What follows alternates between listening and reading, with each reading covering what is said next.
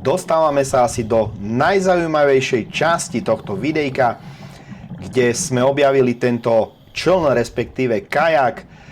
Vôbec neviem, z akej doby tento kajak môže byť a koľko vlastne rokov je tamto ponorený a či vôbec bol niekedy tento kajak niekým objavený, ale kľudne tí, ktorí sa do týchto vecí rozumiete, vás poprosím, lebo sám som zvedavý, napíšte do komentárov, o aký druh by sa mohlo jednať. Ja nejaký špecialista na kajaky nie som, takže neviem povedať, o aký druh sa jednalo, ale vidíte sami, že už bol dosť zanesený bahnom takto vo vnútri a vpredu za chvíľočku to bude vidno.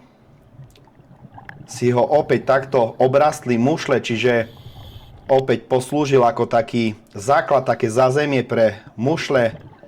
Tu na spredu to pekne vidno.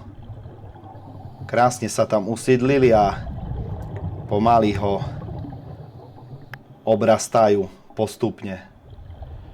Takto ešte detail z tejto strany.